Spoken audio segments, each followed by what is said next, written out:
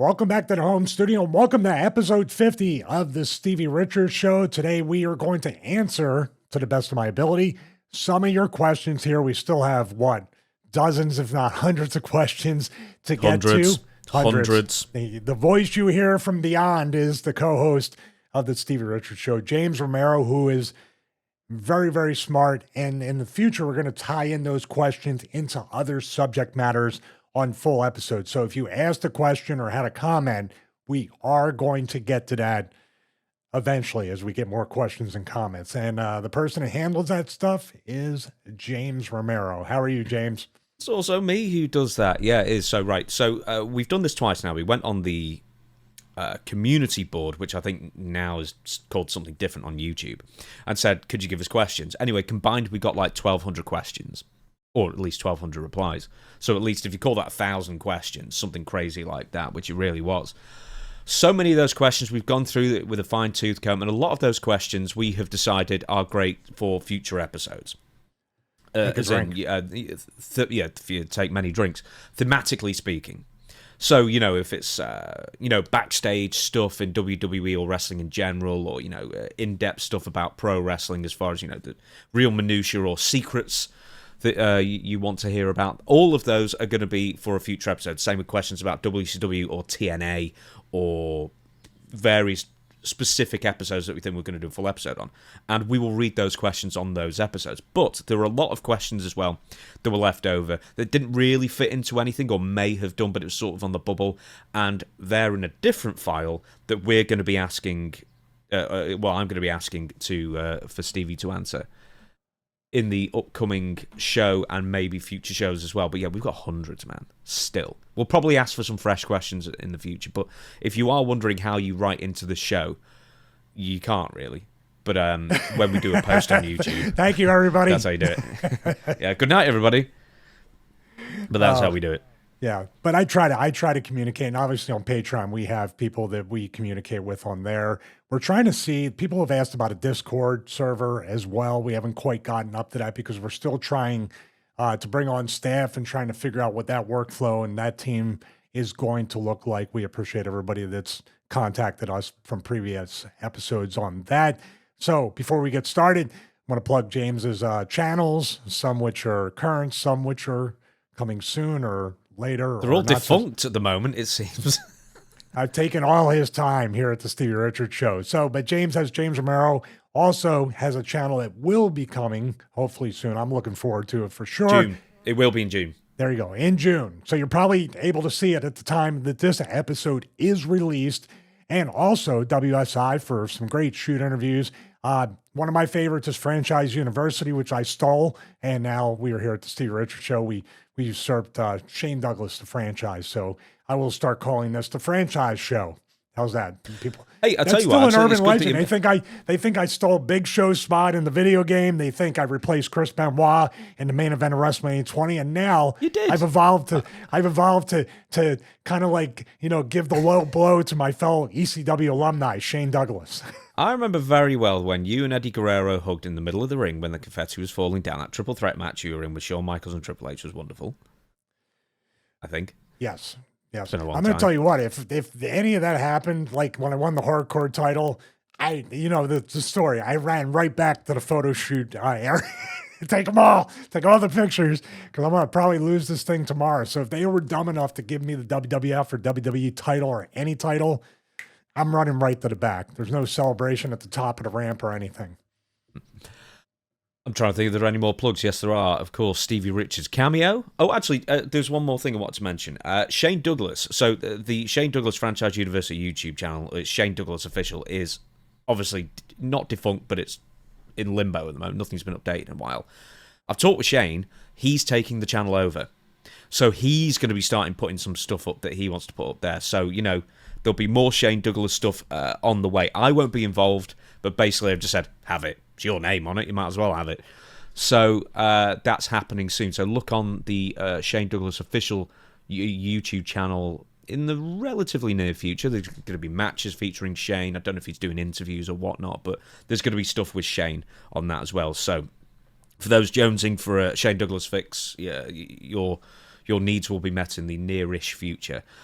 Stevie Richards has the cameo, of course, 5 stars all across the board, a great review every single day or every other day. And the reason is because Stevie Richards puts the most effort into his cameos, and they're reasonably priced, and he will do a bit of research on you, and he will make the cameo as special as he absolutely can do or can be. And once again, we also have to mention the most important thing, the Stevie Richards Patreon, which we just it was a 6-minute match which we spent 40 minutes on. Yeah, that might be what it might be a peek into why I got so much heat in wrestling for overthinking, overanalyzing. But the match we actually watched technically a couple times, and then podcast where Goldberg was on the Ross Report back then, and then William Regal, also known as Steve Regal at the time at WCW, was on Stone Cold Steve Austin's podcast. And each one of those was about, 3 to 4 minutes each. So about 7 minutes or so of that. But we have the full audio that we played and reacted to. True. But for now, we're going to be talking about your fans and fan questions that were submitted either mostly on the second batch.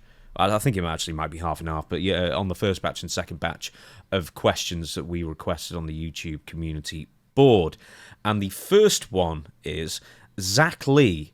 And he says, Zach from Jacksonville, Florida, this is not an attack, but do you think this show, the Stevie Richards Show, is a boon to the art of wrestling? Do you feel this show is a way to shape your legacy, or is this just a fun time that's turned pretty popular? Well, thank you, Zach. That's an excellent question. Thank you for being so sensitive to my sensitivity and not attacking me. But that's a great question. I think if you know from the production meetings Chris and James and myself have, even James and myself, having discussions for upwards of almost 2 months before we even launched it in late June of last year. We're coming up on 1 year, so that's a real exciting time. But we wanted to really look at the landscape of the entire wrestling show / podcast world and try to bring good quality, if not great quality. We try to improve the quality every week, talking about audio, video. And I think the way to encapsulate it and show it was I've always wanted to bring a TV style presentation to something like this. When I did the Stevie Richards Wrestling Analysis channel, which basically this is another version or another iteration of that, that was something where I wanted to stand out as kind of like, in my own mind, the John Madden of pro wrestling, using a smart board, drawing, telestrating.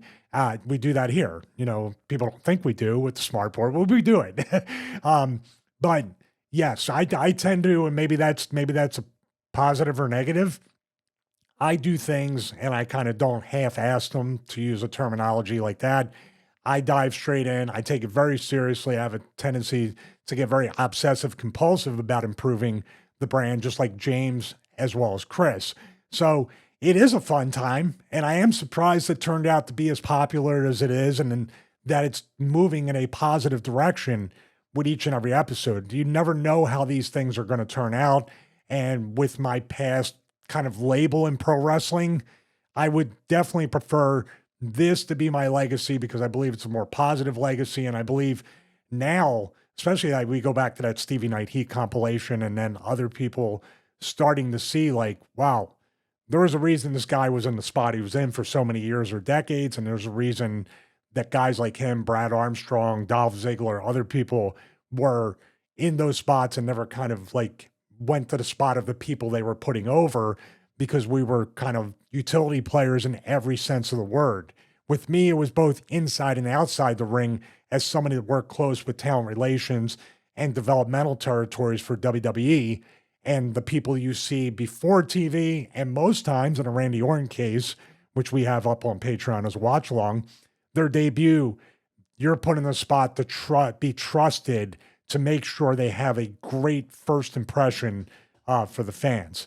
So I hold that legacy in high regard too, because it's starting to come to the forefront based from this show that, it wasn't just that they didn't believe in him. They actually had some more belief in him because they put him in a spot where a person needed to be trusted. And speaking of trust, that's hopefully what we convey here with having accountability. Even on openings of episodes, we talk about the things we got wrong in the previous episode because it bothers us that we want to make sure we get everything right. Well, it bothers me more than James. So, but yeah, I mean, I feel this show is a way to shape my legacy post wrestling. And I think an analogy, not on that level, because he's done amazing things. When people think about Diamond Dallas Page, they think about yoga and then they think about the wrestling. I'm hoping in this regard, they're thinking about wrestling, but they're thinking more, oh, he's an excellent analyst, or he's a broadcaster. He conveys a message and he's really neutral and objective when it comes to these things. Because Zach, I have personal issues with the people that I put over, and then the people that I'm really hard on, I'm actually friends with. So I try to keep that very level, very objective, and removed from any personal bias that I may have, which everybody has that. So excellent question. I hope it is going to be a boon to the art of wrestling, that it makes people fall in love with the nuance and the detail of somebody like the genius of William Regal or a Fit Finlay, or even seeing that Goldberg, Ultimate Warrior, and these other guys were incredible assets to the professional wrestling business. Maybe you didn't think they had the art or the coordination or anything like that, but for the business, they brought the business up to another level. So thank you, Zach. Do you think of Maven, because obviously you're friends with Maven, say obviously if you didn't know that, he is. Do you think that Maven has the same thing as you, where I would look at Maven and I sort of think of him as a YouTuber who used to do wrestling? Would you prefer to be known as a YouTuber, podcaster, analyst, whatever it is, who used to wrestle? Well, my goal is, we're YouTubers right now, and there's no shame in that. Yeah, I think right now being a voice or an information source outside of the wrestling bubble is how I would put it. But my ultimate goal is to actually have a real TV presentation, or you and I and Chris working on something that's beyond just YouTube, some network, something like that. But also the trick with that is, I don't want to give up our freedom to create. I don't want to have to answer to anybody. Maven doesn't have to answer to a promoter. I don't. We don't have to answer even to the wrestling business. If you think about that, we only have to answer, be accountable, and try to get it right for the people, for the audience. Next question, Billy Carter, and this is probably the worst question that we'll ever receive. I mean, I'm including it for a reason. You bought a Jaguar based on being a YouTuber. That's I want to be a YouTuber. No, we bought it on a different basis. Well, we need to fit a baby. I sold my car, and my wife had a Mini, so we just needed something bigger, basically. Well, and the she Mini wouldn't go was for the already Ford at the Mustang dealership Mach-E. getting fixed. The Mini was already at the dealership getting fixed all the time, so you could just trade it. They weren't very reliable here. Do you know that Jaguar? In April recorded sales losses.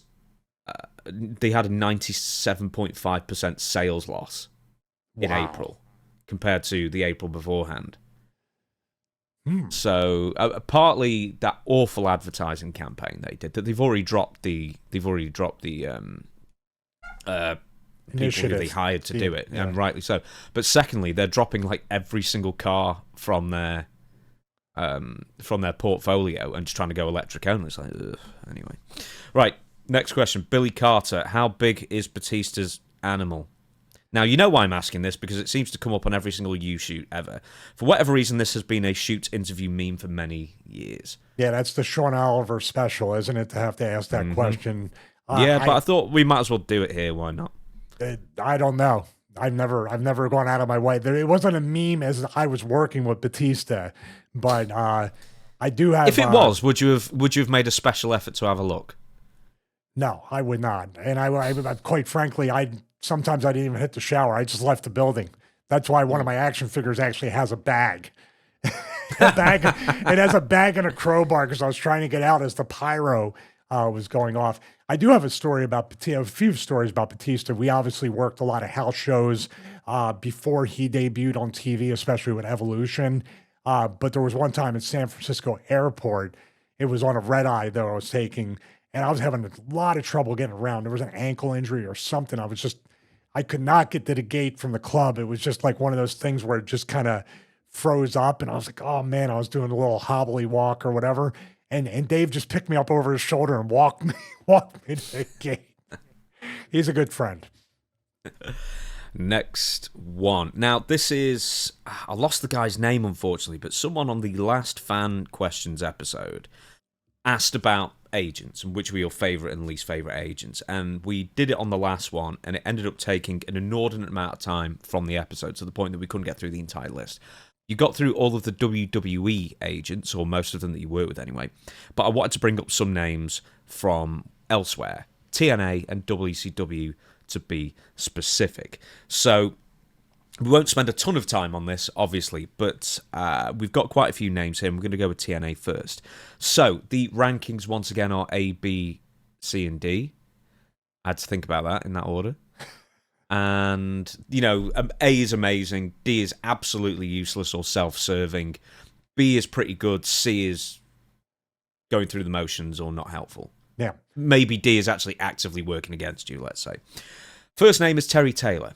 Was he actually an agent in TNA, or was he back office staff in another capacity? He did agents and matches I had in TNA. I would say Terry was an A. He was really easy to get along with like that. He would bring stuff up.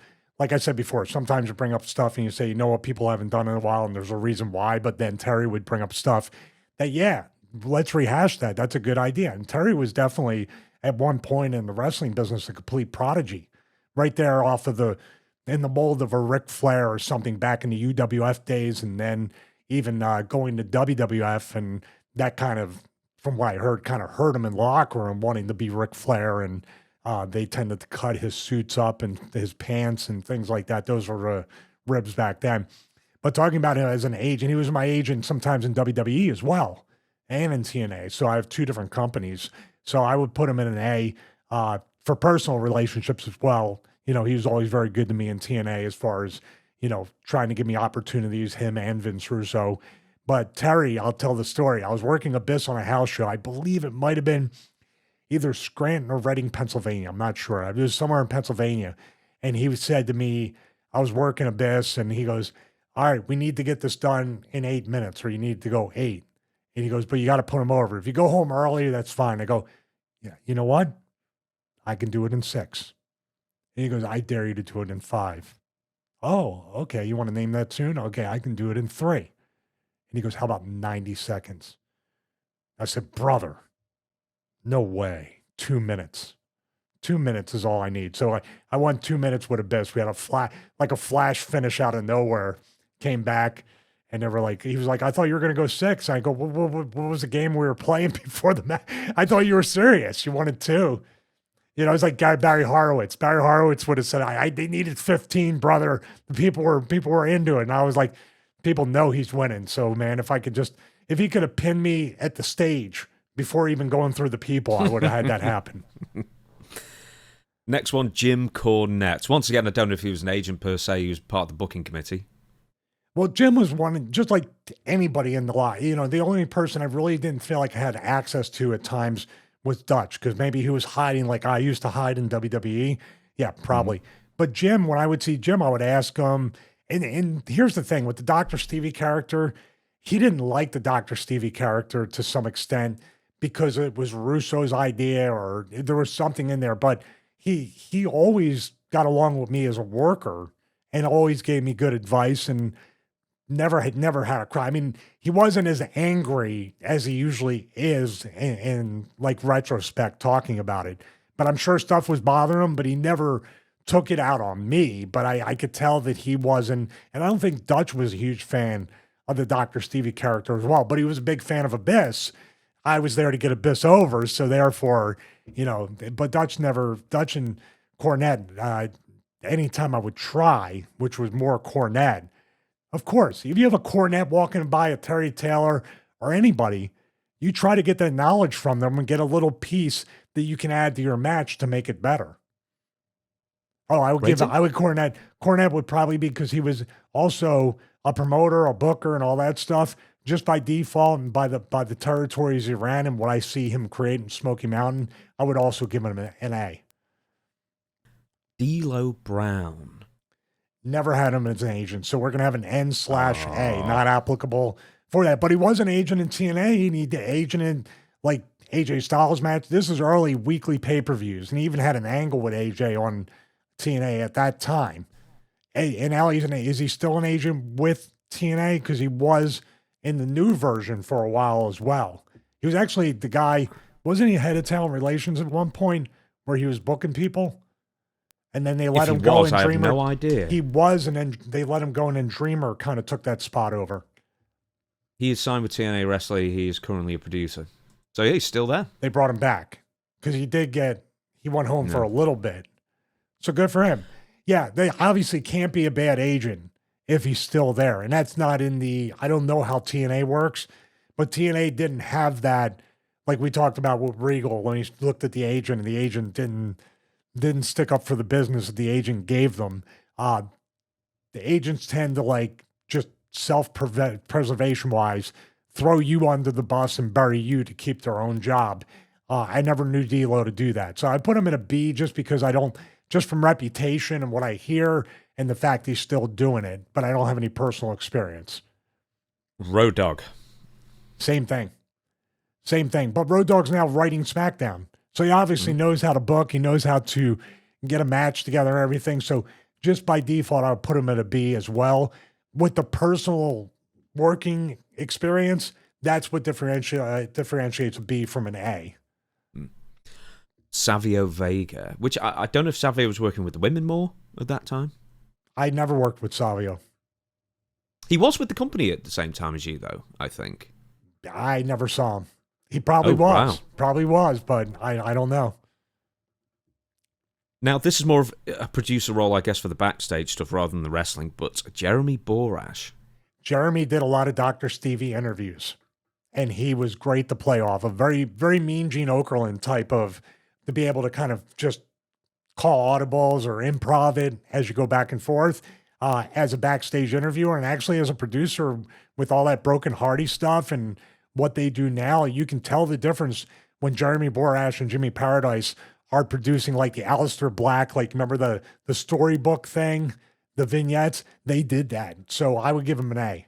In the vein of producing a promo and leading an interview to go in the right direction. Disco Inferno. Never worked with him. I can assume there'll be a lot of backhanded compliments and sarcasm and cynicism. So that's an NA. I don't know. Hey, Russo speaks highly of him as an agent, and I'm sure he has a really good mind for the business, but I never experienced anything like that with him. Now, this one, maybe not as well. Hector Guerrero.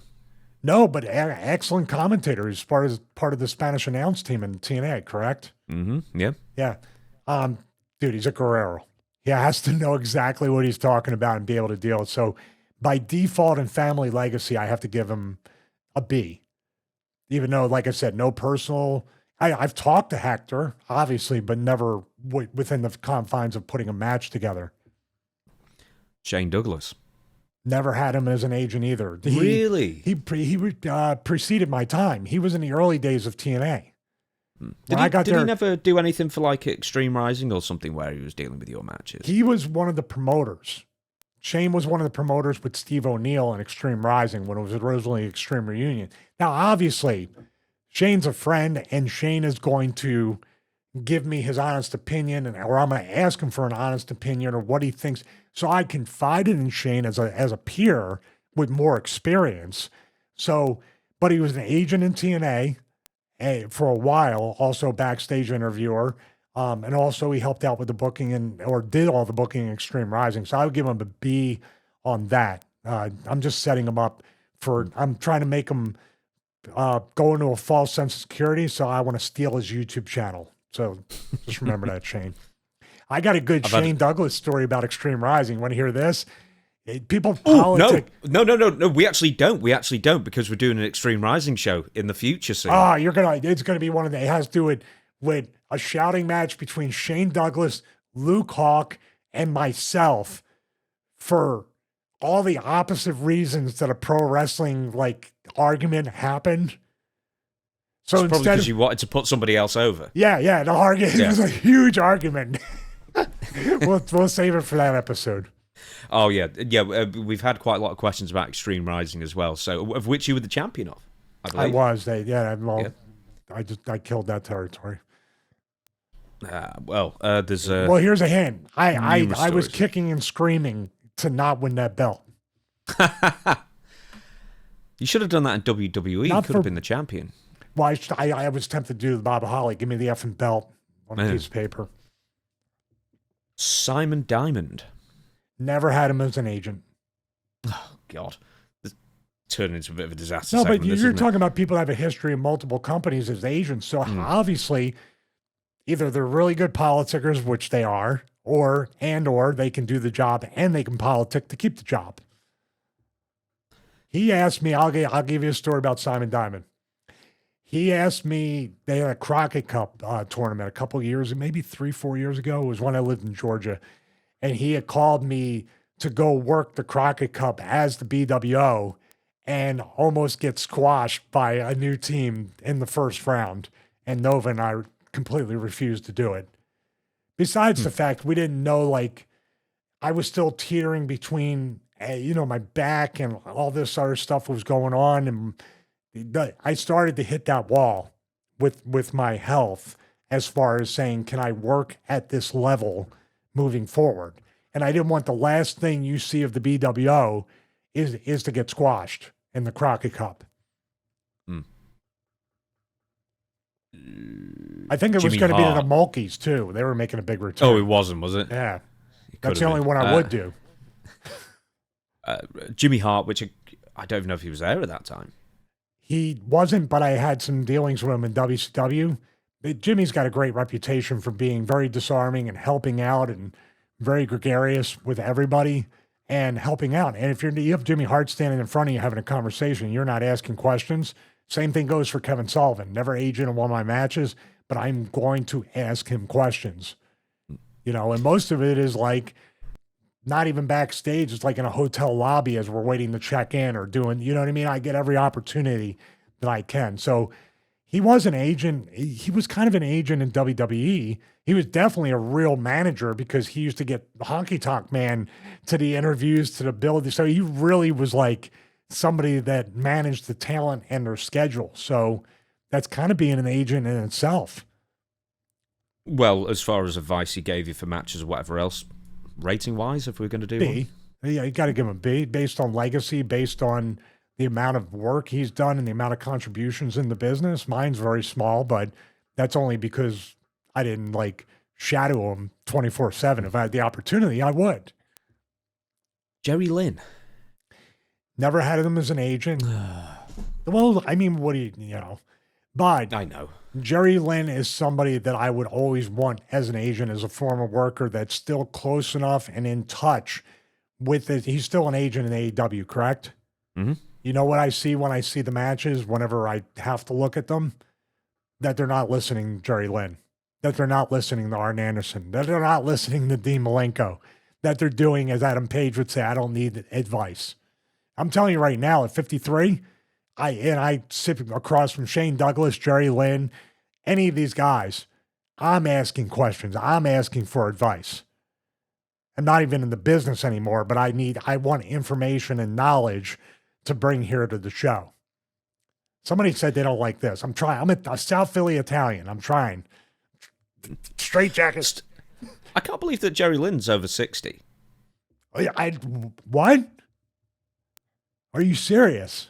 Yeah, I think, what did he tell me? He's like 62 or 61 or something. Wow. I'm just going to Google his age. You want to talk about aging in reverse? Yeah, 61. He'll be 62 in June. Oh, man. So he's been in the business 40 years? Did he start in his early 20s or something? I think he started in his mid-20s. He was wrestling for the AWA. We're still talking 35 years minimum. Yeah. Yeah, he started wrestling 25 or so. And think about it. Jerry's style is very much like Rob Van Dam's style. To be able to pull that out and still be, I know he's had surgeries and issues, but he's still walking. He looks healthy and definitely doesn't look 61, 62 years old. Good for him. I just find it nuts that he was wrestling for the AWA. Still, he was doing enhancement there and the WWF and stuff. And just based on his body of work, if he wasn't an agent, he's an immediate hire as an agent. So I would give him a B. Right. So I added one name to the end. I know he wasn't an agent per se, but I mean, I guess he was part of the booking committee at times and just sort of just hanging around the back and getting paid a lot of money, Kevin Nash. Kevin Nash? Yeah, Well, you wrestled him at the time, so I guess he was helping put together matches with yeah, you. and TNA. Yeah, Yeah. I mean, obviously Kevin has a great mind for the business. He's somebody that booked in the past. And in TNA, he was very much like anybody else. It's like just kind of a stop where you can make a bunch of money. But he still took what we did very seriously. The Dr. Stevie Kevin Nash stuff was really awesome because back in my mind, it's Big Stevie Cool versus Big Daddy Cool and all that stuff. And, even when I did the little thing and, Kevin understood too that, in that match, if you watch it, literally I had him down the whole time and didn't let him get, then the minute he got to his feet, it was the finish. He understood that. Now, Kevin could have just ate me up and said, I'm not giving this kid anything, but he understood the heel at least has to get over somehow to do something. And dude, when I hooked the Cobra Clutch, the general anesthesia on him, I knew Kevin was a monster, but I never, I'm punching and headbutting and doing whatever, but I'm trying to like wrap him up and he's helping me. He's loose. And I'm like, I can't lock it in. So you see me struggling in my face. I'm like, dude, I was literally saying, dude, you're so effing big. And he goes, I know, brother, don't, he said something like big, like the Batista thing, but I didn't mean it that way. Sometimes my innocence is just too funny. If you have to give him a rating, I know he wasn't an agent, but. Well, I mean, for our match and what we worked and just being around him, I would give him an A, just from the fact he could book. People, like he says, like, that thing with Goldberg that he just booked, he became booker to book himself. He's talked about it, so please check out what he said. But he's like, oh, yeah, that's exactly, you know what I mean? Like, Kevin's done plenty of jobs, and Kevin's put people over. It's fancier and it's sexier to say, big sexy. It's sexier to say that he went into business for himself, much like the William Regal Goldberg thing. It's a lot better urban legend to say this is the way to. Oh, no, I'm not listening to what Regal said. We're still going to believe the urban legend, and that's kind of the same thing with Kevin. Anyone from TNA that I missed out, the agents of matches or were present at that time that you'd leaving? I think Dixie tried to do it a couple times. What was her advice? Well, Dixie would try to give her ideas of who she wanted to get pushed. Now, those stories. She had her favorites. But I'm sure she was like, oh, and Dutch has told these stories. Well, Dixie showed up and wanted to do this, and we had these plans, right? Mm-hmm. That's kind of being an agent and a booker. For Dixie? Yeah, in the way. Yeah, I guess so. Nah, I'd give her an A. No, you wouldn't. Right. WCW then. Let's go to WCW. I still, if people want to go back and watch it, my favorite part of this ranking segment with the graphic is like when you asked about wrestlers' heights and then brought up Triple H and you're already laughing. And Chris made it like where he looked like the mini Wolverine from Deadpool. Oh, did he? Yeah, he made him like this small. He made him like half this like hornswoggle size. What is it? I'm the only person who doesn't watch these shows back, You and obviously Chris has to, and you watch them back as well. And I'm just like, did he? I didn't know that happened on this thing that I'm in.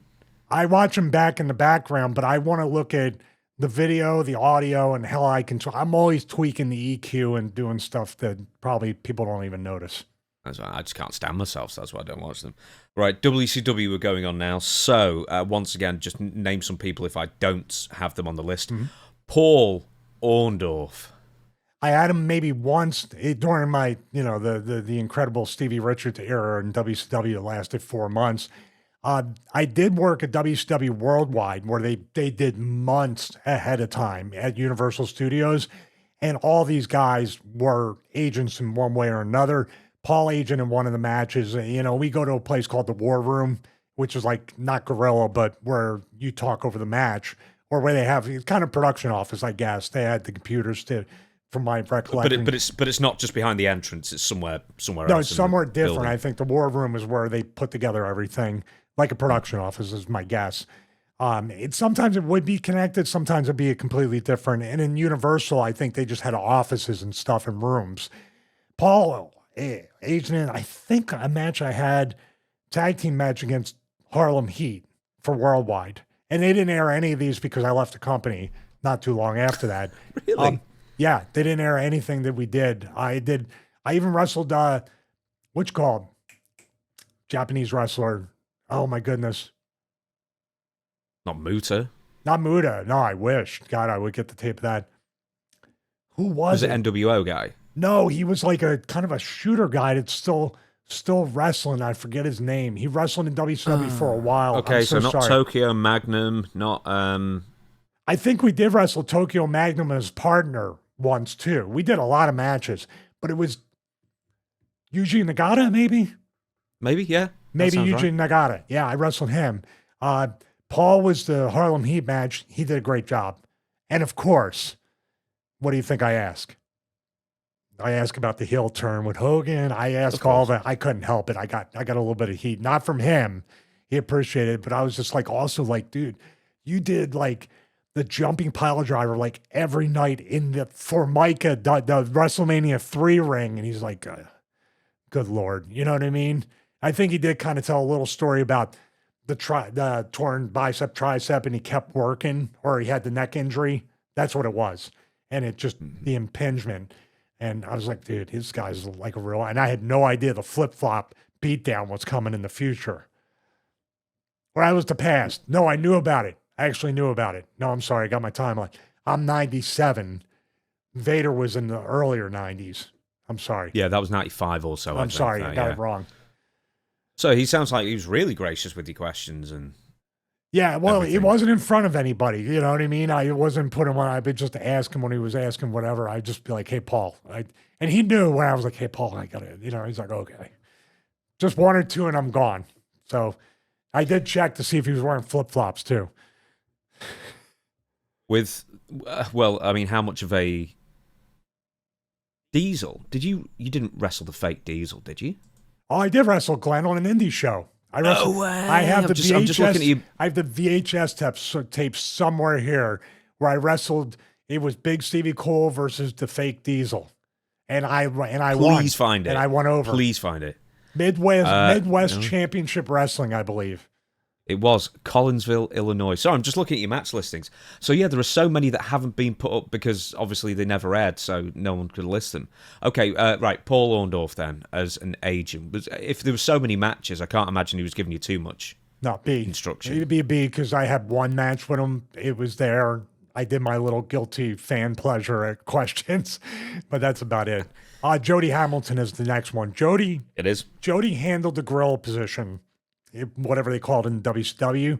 He never aged in the match, but he would give times and maybe just this or, you know, hey, come here for a second. Maybe you want to do this. So not technically an agent, but still, Jody Hamilton's somebody who's going to be an information source for you. It's kind of an N/A, but I know he aged in a lot of matches, or at least he was in that position. I have to give a neutral C just because I don't have anything to really hold, even from a brief whatever, I couldn't get a handle on what kind of agent he was, but they definitely gave him a lot of responsibility in Gorilla for the times and everything. Just looking at Stevie Richards versus Johnny Polo in 97. So Raven dresses Johnny Polo. I never wrestled him. No, that never happened. That's weird. It's saying here in West Liberty, West Virginia, just before you left ECW. No, that was versus Raven. Why is it listed him as Johnny Polo then? I wrestled Raven in Scranton. We had a fight all around the building in like 30 or 40 minutes. I wrestled him in a West Virginia match. I remember that too, where Raven, you know why? Because Raven acted like Johnny Polo and started doing comedy on the microphone because he was gone. He kind of went in the business for himself in that match. And I was in the Goldberg spot where I was green and I was like, I don't know what to do. Like he's entertaining, the people are cheering him, and he almost turned the crowd. And I think he wanted to prove a point that I can turn the crowd if I want to. I don't know why. Won that match as well. Who knows? That was real. That was a real match. Mike Graham. Mike Graham was good. Mike Graham was good. I'll give him a B. I hear nothing but bad things about Mike Graham, so it's he nice was to hear fine someone with say me. that He was good. totally fine. I mean, maybe people have experiences with him in a different way, but with me, and I tend to, what am I going to do? Even the bad experiences I had with Dean Malenko, I'm not going to discount his knowledge or what he has for any personal issues. Now, I'm not going to go seek him out. I'm going to hope maybe sometimes he's not my agent. But Mike, and you have to think too, I'm pretty new to the company. I don't have much of experience with anybody. And you're just agent in one or two of my worldwide matches, or even maybe agent in the early, like, the match against like Riggs or the Damien 666, which by the way, people want to see that because I give them CPR and mouth to mouth in the ring on Nitro. We need to watch But that. I back. believe, if I can recall correctly, that Damien 666 one might have been a Mike Graham agent and match. I'm not sure where he was, but they gave me the freedom to do some silly stuff like that. And I would give him probably, just on the two things that I did, let's still call it a C, because these are very brief exchanges. This isn't like a Terry Taylor. There's a Paul Orndorff where I'm well aware of his position. Mike, the family legacy is obviously you have knowledge, but I don't have the experience. And obviously it's a mixed bag from what you described. And I have heard many negative experiences with Mike. I don't even remember writing this name down. Ricky Santana. He was there, but I never had him as an agent. So I have to give it an N/A. Was he an agent in TNA for a short time as well? Do not know. Maybe that's what I meant. Maybe I'm I meant not to put it in sure. the I TNA heard thing. Ricky Santana, but I'm not sure if it was WCW or TNA that he had a brief run as an agent. He wasn't there for that long. Not sure. Now, you already said this, that he didn't actually agent a match, but Kevin Sullivan, that you obviously picked the brain of. Because anytime I was around Kevin, and I'm sure you've interviewed him, he's a wealth of knowledge, not just in wrestling, but of sports too. So you can get a good conversation going with Kevin, and just such an incredible mind for the business. I was scared to get in the ring with him. I've seen what he did in the ring. It's like, I'd rather have him as an agent. So, but unofficially agenting a career and trying to get better, these are the experiences and conversations that I'm kind of like, it's bleeding through outside of the actual arena. Any other names that I didn't mention? Because it is hard to find agents' information, I guess. So, well, I mean, currently you're looking at Tommy Dreamer as an agent, or no, I'm sorry, in WCW. Oh, in WCW. I can't think of anything. I remember, I'll just say there's people that had so much experience there and that I knew a little bit here and there. Like, for example, Frankie Lancaster, a name from World Class Championship Wrestling, I believe, and worked and worked and worked. And he seemed to be a really nice guy. We sat down. He had a tanning salon with his girlfriend or wife at the time, and we were talking. And he was always like telling certain little things. And after my match, he would say, "Hey man, maybe you should do this or this." So unofficially, few of the boys would be aged, and that's the beauty of it.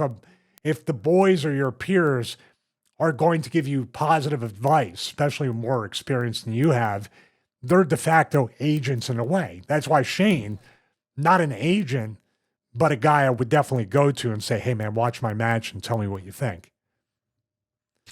So we've got the list of people you work with from the first go-around that we did a few weeks ago. And we need a Mount Rushmore of the greatest agents ever. I'm not sure anyone on this last list will make it, because I know you gave like Terry Taylor and Jim Cornette an A and Jeremy Borash an A, but it's like pure agents, I guess. Who would you say are the top ones? I can give you some of the names. Well, number one, refresh before your you memory. say a word, Fit Finley. Fit Finley. Right, Fit.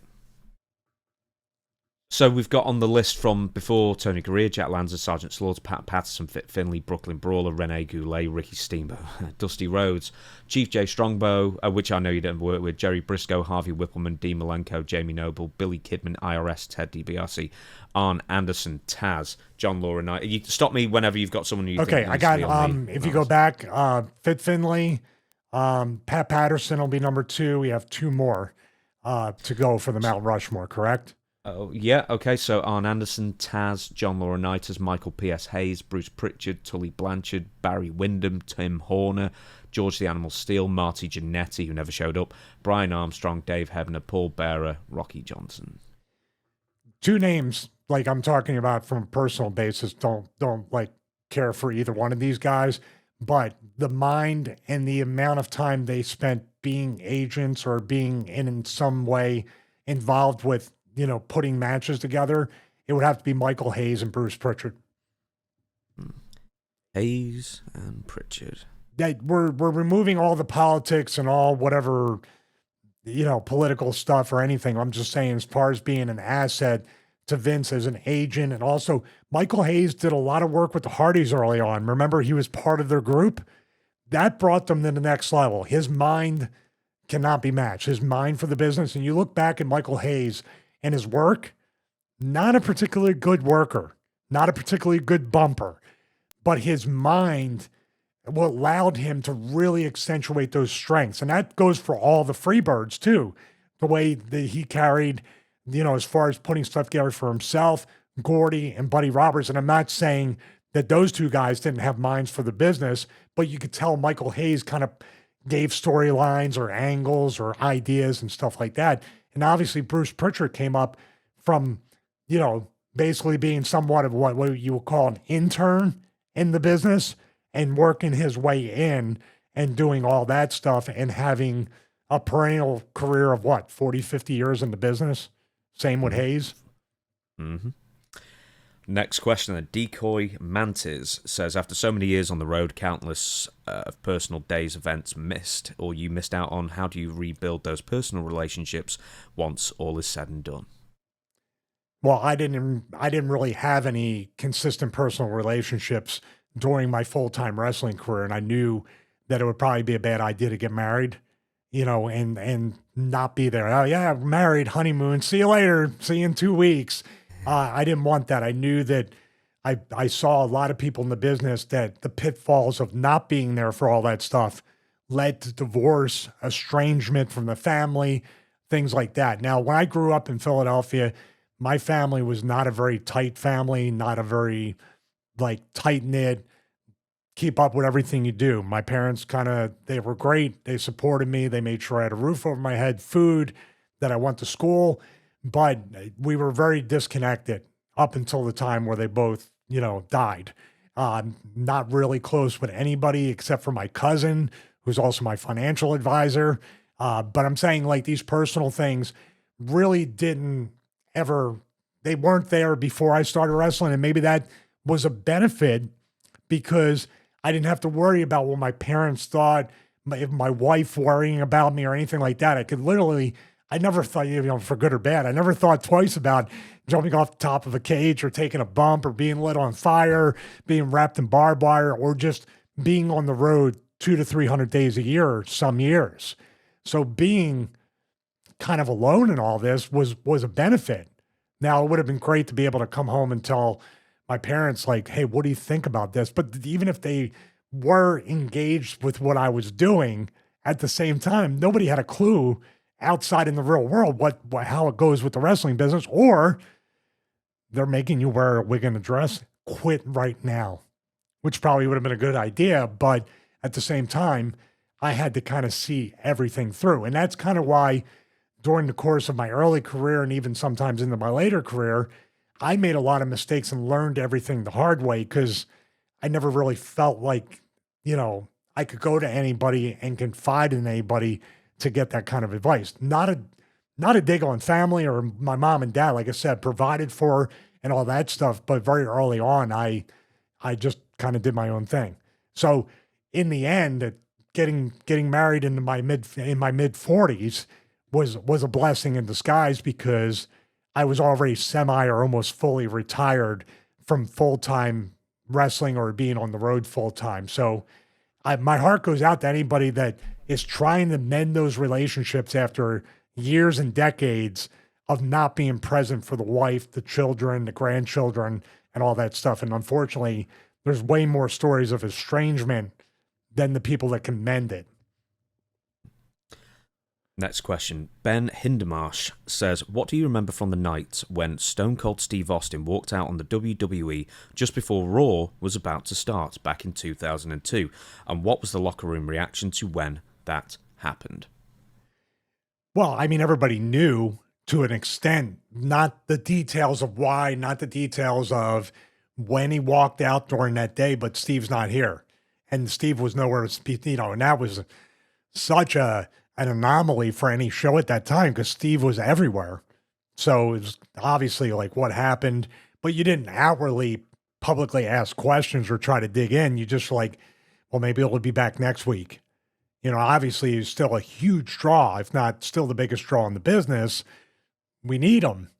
But at the same time, everybody's just nobody was rumbling and what do you think's going on? Because anytime you start to get those questions, like I talked about with the Lombardi Whippleman thing, when they start probing questions and then you say, oh, well, that's really a crappy way to do business.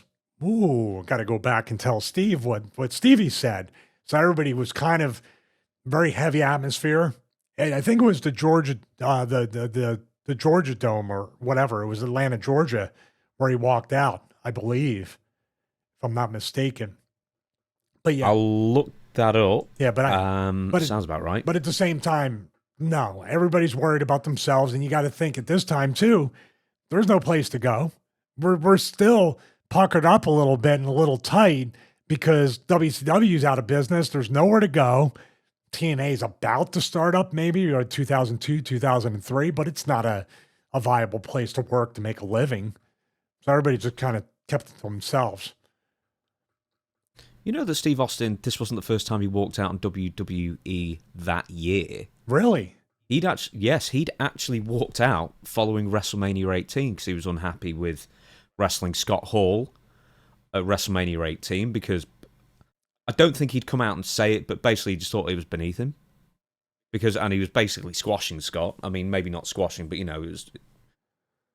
he was winning basically. And it was not a place for Steve Austin to be at WrestleMania. I agree with that. Yeah. Yeah. So he walked out following creative disagreements for several weeks. He returned back in April. And then he left. He was about, 2 months back on Raw. And then he left again after not wanting to lose to Brock Lesnar in an unadvertised... I mean, it was advertised, but it was advertised that day. And it was just, no... I don't understand why unless because of that WrestleMania 18 thing, they were testing Steve, which is incredibly crazy to say, even out loud, but it makes a little bit of sense that you put up a stink and kind of walked out after WrestleMania 18. You come back for a couple months. Now we need you with no storyline, no angle, no blood feud, no build-up. We want to wrestle Brock on free TV and put him over clean. And he'd only been there for like a month, Brock. Yeah, there's something more to that where that feels like a test. I could be off base, but the timing of what you just told me, it's too much in line with that. Do you sort of get that impression? Yeah, definitely. I think Steve Austin himself would say he was not great at dealing with bad creative, and we talked a week or he two ago. Shouldn't be. He shouldn't be. Why should anybody put up with bad creative? But the thing is, he would never offer solutions. He wouldn't, but he doesn't need to. He's Steve Austin. You kowtow to him rather than, him trying to ingratiate himself to the writing team or whatever. But he just wouldn't have it. Oh. And I think that's absolutely right. But there's also the thing, there's other things. There's a conspiracy as well I want to bring up to you that I've never mentioned before. And I don't think I've ever heard anyone mention before in a minute. But immediately hearing this, we'll talk about the day of. Immediately hearing, well, Steve Austin's not here, and you just go, well, he'll be here in a couple of weeks. And then he just keeps not showing up. And then I'm sure you heard, Vince McMahon go out there and lambast Steve Austin. And I know what I wanted to ask you just before, because we mentioned a week or two ago just how bad the creative was in 2002. Steve wouldn't put up with it, and he left. Yeah. And you're saying he was right to. Well, here's the thing. I'm going to give you, and this is from knowing Vince Russo for decades now and doing the show with Vince. And he was there around this time, wasn't he? No, or was it? No, he was not there. He was No. He was there for like a week or two. He was there consulting in Stanford, and then he said that Stephanie talked to him like a child, like he never wrote a TV show before. And then Vince came to him and said, "This isn't going to work, pal." And he goes, "I know it's not going to work. I'm gone." And that was it. Stephanie sat him down like he was a brand new intern and talked to him that way. So that's straight from Russo. This is also straight from Russo. When Russo would, because he would always say about the shows now, if I gave Steve Austin this promo, this script, this finish, or this whatever I want him to do, and he did not, he would say no, or he would tear it up in front of me. Now, he never needed to tear up a script in front of Vince or at Vince, because Vince Russo would sit down with Steve and say, "This is what I'm thinking." Steve will give his input on his character, and then that's what you would see on TV. The writing team at this point is, here it is, we're the boss. And in the way it was presented was, this is the idea. There's no room for movement. It's say the words, do all this, where Russo would give just the bullet point. Get across this. You have this match. Vince would also be great at this. And I know this for a fact, even in TNA. Before I go out there, before my music hits, same thing with Steve, Vince would grab you and go, "Remember, this is what happened 2 weeks ago. This is what happened this week. React accordingly, or we're going to B-roll all this." He would remind you where you're at in the storyline, what your character's doing, what that person in the ring done to you, and you would react accordingly. They don't allow that anymore. There's no collaboration in this. It's literally, it's like Killer Cross right now is so over. He's got the top t-shirt selling, and they're almost going to say, "Oh, you think he's great? What about this?" And if Cross says, "Well, my character wouldn't do that," well, your character's not doing anything then. Steve was right. Steve was right in a way to walk out. He claims, from what I've read and listened to, probably wasn't the best way to do things. Like you said, he never handled bad creative very well. But should anybody that cares about their brand, their character, and their whole overall business, should you tolerate bad creative with the greatest roster in the history of wrestling at the time? That kills me, though. Don't get on the writers or the bookers or Vince for writing crappy stuff. In other words, you're released because creative has nothing for you. Fire the damn writer then. Austin was saying this on WW, I guess, F show, either E or F, it was around that time, on Bite This, the internet show they were doing at the time, which I love Bite This as well. It's a shame that went, or the original one, Dr. Tom and Draws and that kind of thing. I love Bite This. And he would talk. He called in and just said how much everything sucked and why it sucked. And that the WWF at the time was going through creative malaise. We already knew where his head was at. And then after he leaves, he has personal issues that we won't go into as well. That, he was having a meltdown personally, quite frankly, over this as well.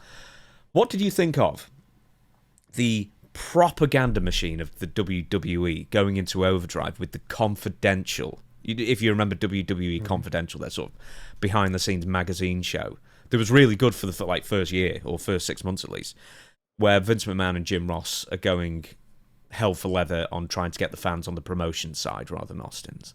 Yeah, this was about as tone deaf as Brett Screwed Brett. Yeah. It was not. With a t-shirt that says "why" instead of "what." Do you remember that? Yeah, I know. Yeah. But didn't Vince cut the promo kind of like Austin took his ball and went home type thing? Or was that the exact terminology? Exactly. I think, yeah. You know what Austin took? He took his integrity. He took his ethics according to his character, because he knew when you're doing this and it doesn't make sense and it's not present. Steve Austin versus Brock Lesnar, WrestleMania level match, and you're putting it on a Raw that you promoted the match that day. And he's it wasn't even important. It wasn't even going to be the main event, I don't think. That was a King of the Ring qualifying match. What are we doing here? Why is even Steve Austin in the King of the Ring tournament? He's Steve Austin. And why is he not white? Why is he not going through everybody like he did with the famous Austin 316 promo, which was King of the Ring?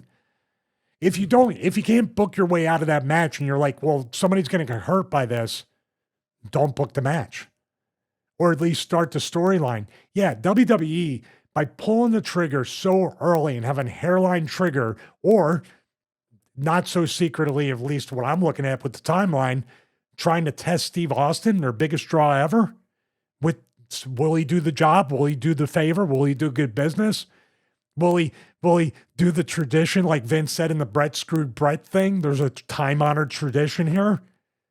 There's a time-honored tradition to take the guy that sells more T-shirts, pay-per-views, tickets, and anybody in the history up to this point to maybe take care of his character. Cost himself a bit of money in the end. Did you know that Vince McMahon fined him?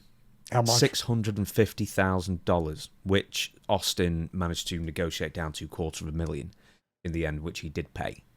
So, I mean, I guess in that sense, yes, maybe he should be fine to stop that. I think Steve made it back. Yeah, probably because he was getting $10 million royalty checks a year in the late 90s. He could probably afford it. And he deserved, and you don't pay tax on fines. He deserved every penny. I still think if you tell me he got $10 million in royalties, you know the way wrestling promoters work, he probably owed him 15 or 20. I've got a theory for you. I don't even know if it's a theory, but like Austin was saying, he was drinking too much, he was burned out. You could tell even in his physique, he was putting on weight and not looking after himself as well as he had done in maybe 98, I guess. A few years have passed. But here's the thing. He comes back in, February of 2003. Beforehand, he was wrestling a full-time schedule, basically, Steve Austin, in that 2 months between April and June, let's say. Or if not, he was wrestling frequently. And then he comes back and he does 2 matches. One of them is the Eric Bischoff match. And then the second one, the first one, by the way, was the No Way Out, I think, 2003. Was that the dumpster one where he threw him in a dumpster? No, that was the Redneck Triathlon later in the year. That would have been Bad Blood, I think. And wait a minute, Redneck Triathlon? The Redneck Triathlon. I love it. Yeah, it was with Steve Austin. And that wasn't a match, by the way, either. And so, yeah, Steve wrestles twice. Once against Eric Bischoff, where he just beats up Eric Bischoff. He may have had one on Raw, which was a nothing match, and then he wrestles The Rock at WrestleMania 19. And then, bam, all of a sudden, his neck is so bad he cannot wrestle ever again. And I'm wondering, I mean, I'm sure the x-rays are there, and I'm sure I'm just way off base, but how come his neck was fine in June of 2002 and then not wrestling at all in that 9 months or 8 months? Why was his neck then career-ending 8 months later? Well, I've always you found remember that a bit of a weird disconnect. But the origin of that neck injury is really, really serious. The Owen Hart tombstone. It's not something that just heals completely and goes away. And also medical technology.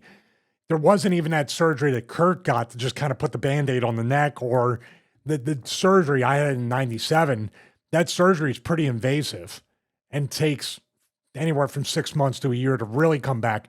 Maybe, like we said about Cena for WrestleMania last year, too much wrestling or too little wrestling. In other words, Steve's schedule wasn't as full time, so maybe the bumps were hurting extra, and from the time off, the neck was really taking a lot of abuse, and he wasn't sure like what's going on with that. It just literally, we talked about it a few times. I feel great. I could get in the ring, but we don't know what kind of bump's going to have, what the ring's going to be like, what the bump's going to be like, and what that bump is going to do. It could be the last bump you ever take or last step you ever take. So he could have been hitting that wall. And I'm not sure if he had surgery sometime after that, between that and obviously returning. Because after that, February 2003, the very next year was WrestleMania 20. That's when he reffed the Lesnar-Goldberg match, and he was more coming out as a special attraction. He didn't feel like a full-time wrestler, right? He wasn't a full-time wrestler. He retired after WrestleMania 19, and then he was the GM or the co-GM for a year, or until like Survivor Series, I guess. No, yeah, for Survivor Series. So he was only the co-GM for 6 months.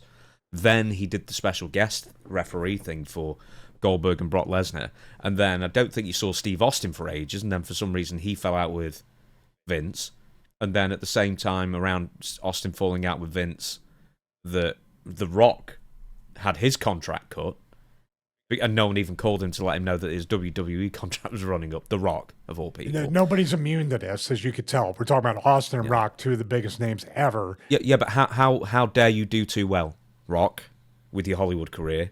This'll show you. Yeah, pretty much. Do good, but don't do too good. Yeah, when I say conspiracy theory, it's not a conspiracy theory that he was pretending to have a worse neck injury than he was. Maybe that is what I was getting at. But I always thought that the timing of it was very odd, that he had I've just looked at his match listings, full-time schedule. He was on all the house shows up until the Brock Lesnar thing. Then he disappears for 8 months or so. And then all of a sudden his neck injury, when he was working full-time, all of a sudden his neck injury is now career ending. And I always found that weird.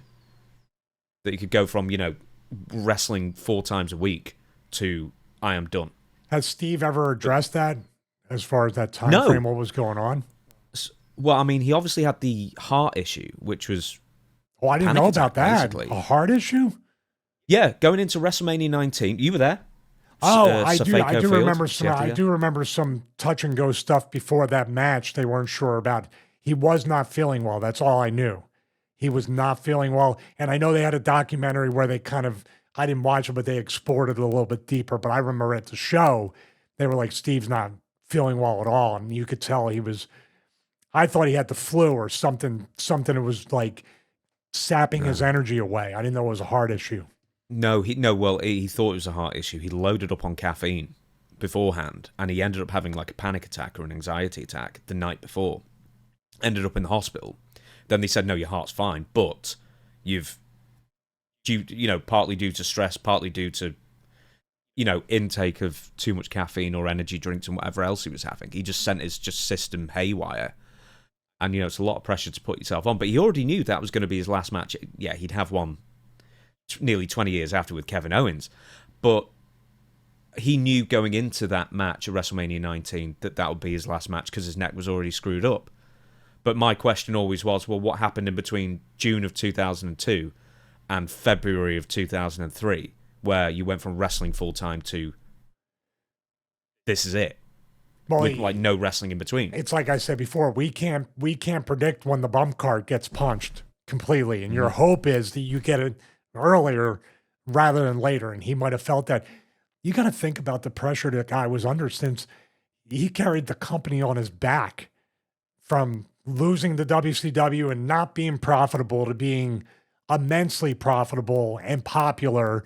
And then it was almost like we have some new toys. So your old toy, you're going to have to put over the new toy with no angle story.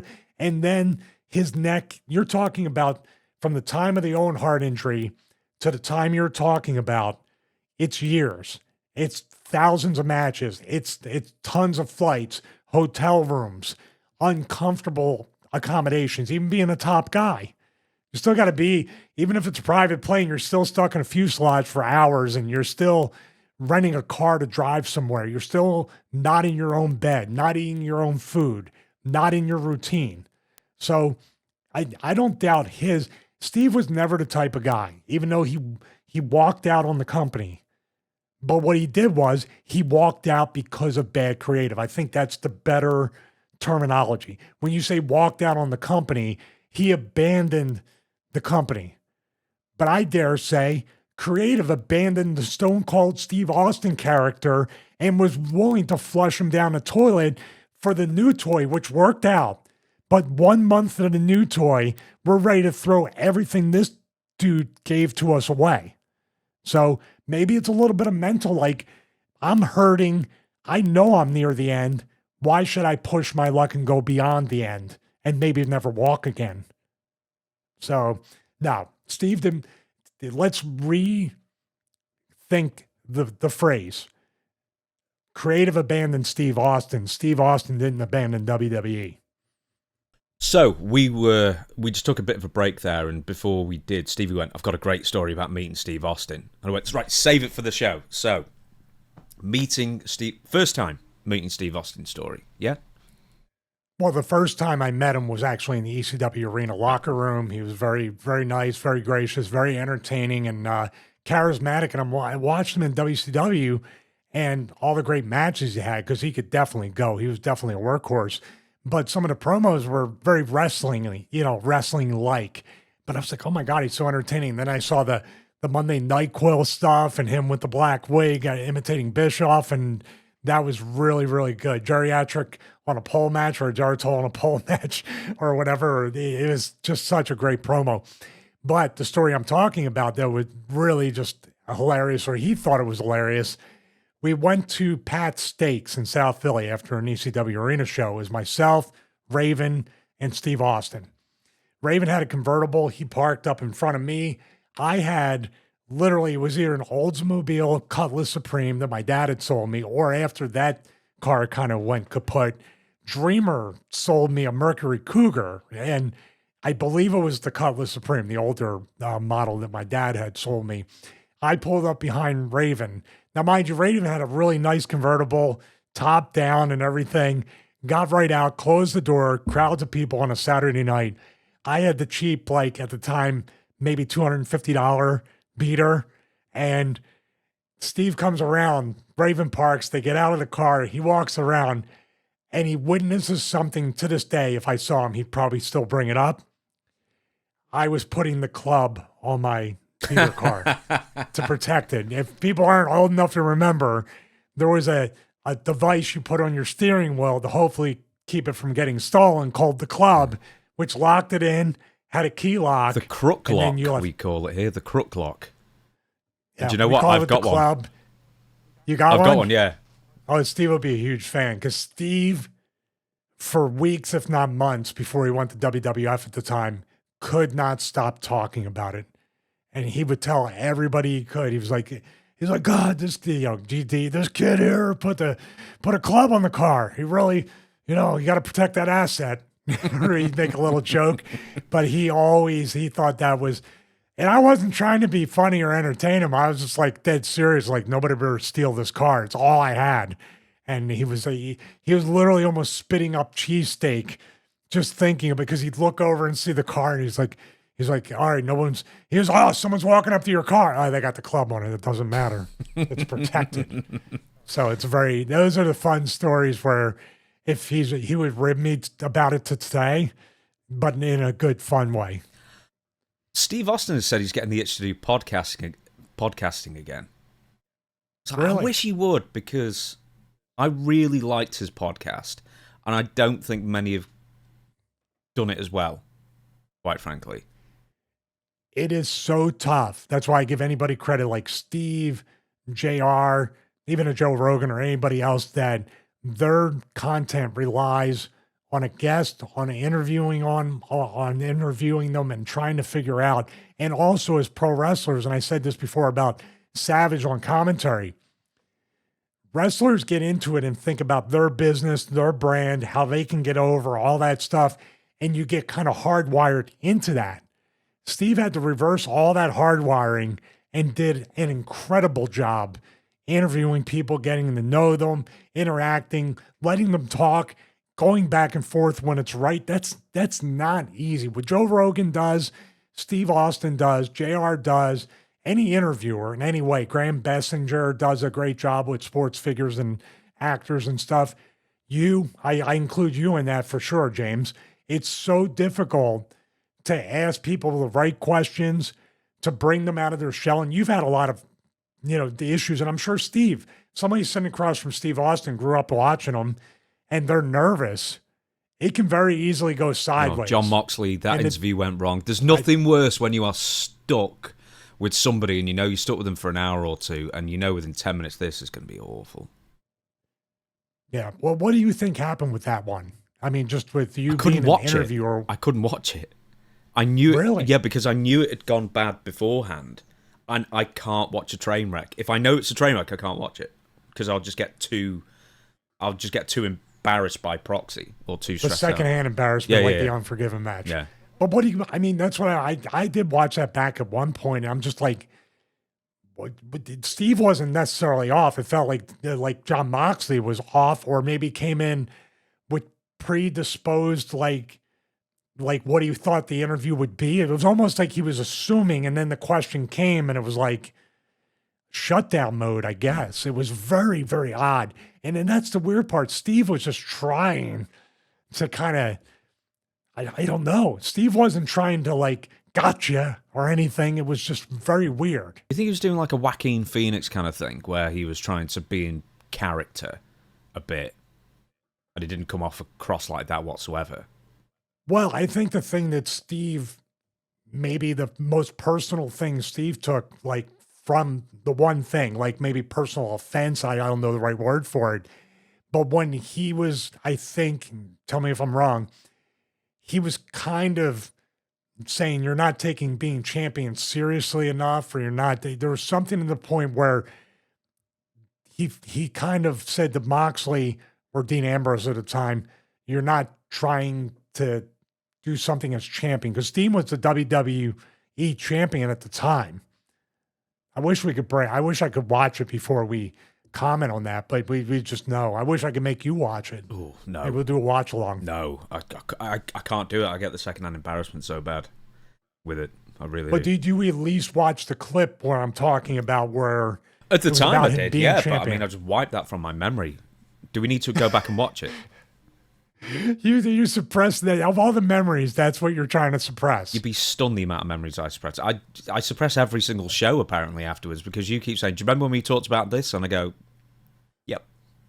I thought I was the one who was supposed to suppress memories at this point. Between us, I tell you.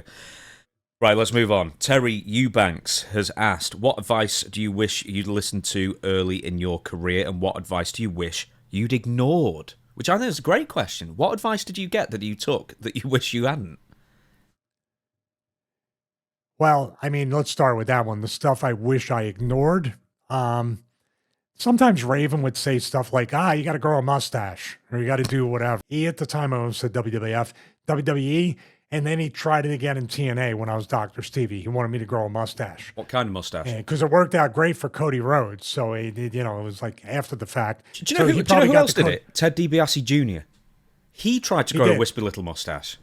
He did, and it never works. It never, ever works. So, it can't be a Dan Severn, or who's the other guy? Mark Coleman. No, Don Fry you're thinking of. Don Fry, yeah. Exactly. They all look like they're, we talked about that before. The advice I wish I listened to early in my career is also Raven. So early in my career, it should be WWE when Raven came in.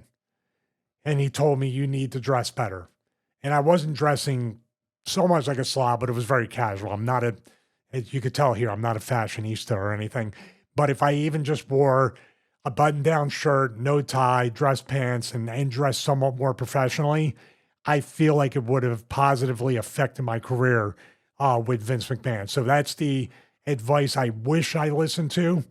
And I'm still me. I dress the same way, and now we have the benefit of I can dress like this, but I can see the benefit also in the wrestling business of carrying yourself as looking like you do something professional. So those are the two things. Next question. Augustus Worthen. These are all usernames on YouTube, by the way. There was a rumor that Stevie was going to appear on AEW television. Is that true or not? No, not true at all. There was never a point. There was never a conversation. As a matter of fact, I live right now not too far from Tony Khan, and I had emailed Tony Khan after that John Moxley, what was it, the John Moxley thing? It wasn't Dragon Lee, was it Ray Phoenix?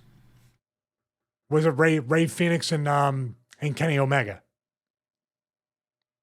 No, it was Moxley and Phoenix, wasn't it? Where Moxley said he was in outer space and he ended up having a concussion and carrying on.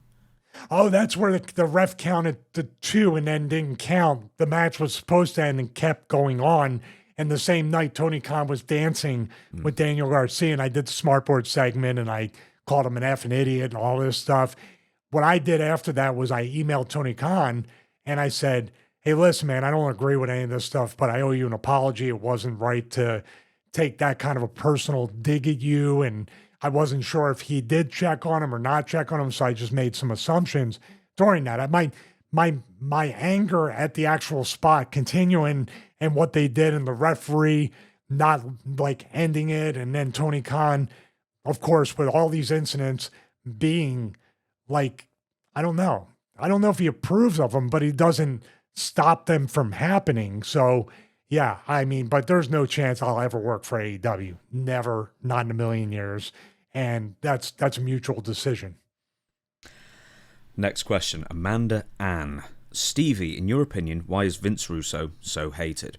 Some guys shoot on him for hours, but you work with him and seem to get along well. Curious to hear your take. Well, thank you, man. I get along great with Vince Russo. We actually were friends before I was even really a name in ECW, I ran a video store where we rented movies and video games, and Vince had his video store, and we started communicating in my early ECW days before I really got any kind of push.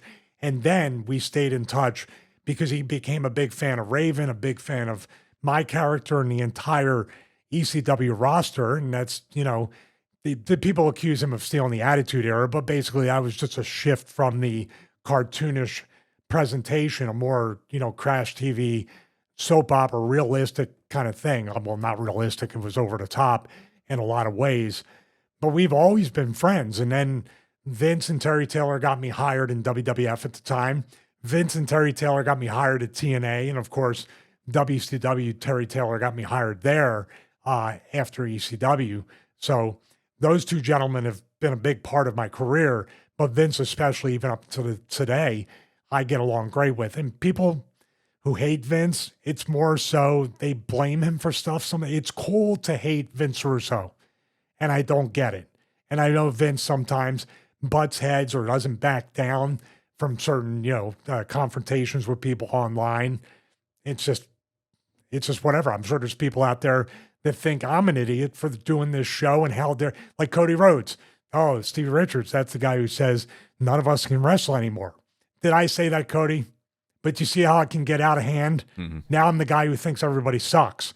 I'm the guy who thinks everybody does whatever. I'm not that guy. I'm always talent friendly, but guess what? It's much cooler to hate Vince Russo for some creative stuff. And dude, as a friend, I still make fun of him in the lower thirds, and he makes fun of me for certain things.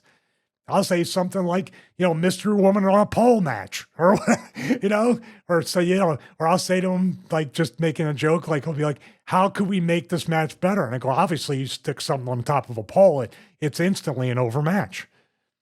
But Cornette also says anybody comes out of a box is instantly over too. So you make fun of anybody. I don't know. Everybody's got their thing, as I used to say, to politically just remove myself from the confrontation. But at the same time, it's just, I don't know. Yeah, in wrestling, it's a lot like a high school cafeteria. If I don't like this guy, then you can't like this guy.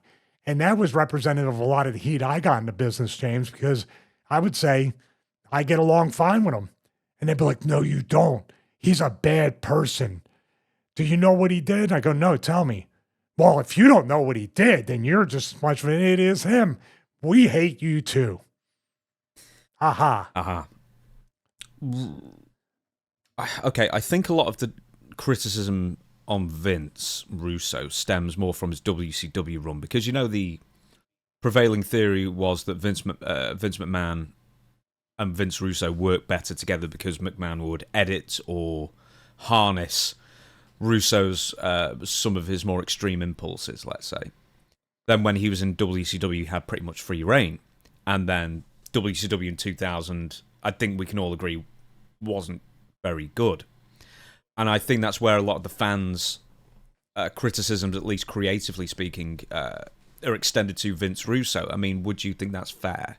Or would you say, knowing as you do Vince, Russo, and the other thing is, obviously, he made himself champion in WCW, which is also a knock against him. Are those criticisms fair to level at Vince? Everybody who has a criticism as a fan and has a viewpoint and wants to see their product in a particular presentation, just like this show, they can criticize or they can have a problem with what we cover or don't cover or how we cover it. I will say this. So you're saying Vince McMahon was the filter for Vince Russo to keep Vince Russo from doing crazy, stupid things, right? That's the consensus. Okay.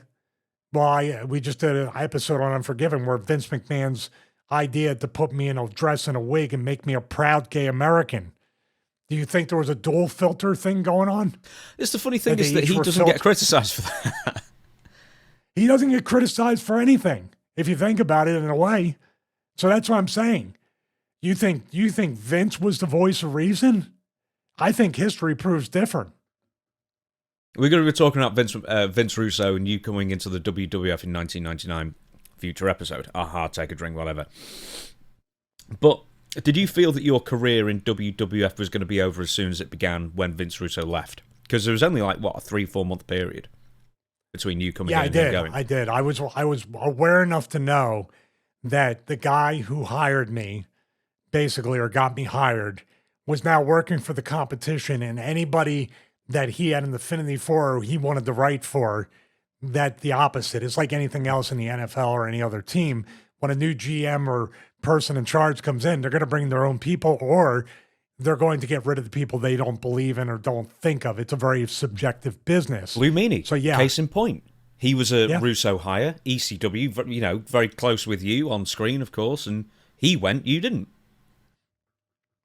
I didn't, because I think still Vince saw something in the parodies or the imitations that I started doing on my own, that it was entertaining, and maybe he just saw something different in me, that I worked hard. Maybe Vince got a good impression of me when we did the Raw invasion with ECW and I wrestled Guido. Could be any number of things. Or somebody in the office, maybe it was one of his yes men, said, well, Meanie can't work, but this guy can put people over. And that was the end of it. Next question. Lemmy, it should say Motorhead, I think, but it says more ahead. Question for Stevie. When Bam Bam Bigelow tossed Spike Dudley into the fans, did ECW make sure that all those fans were aware of what was going to happen? And in fact, we've got the video footage of it. I don't know.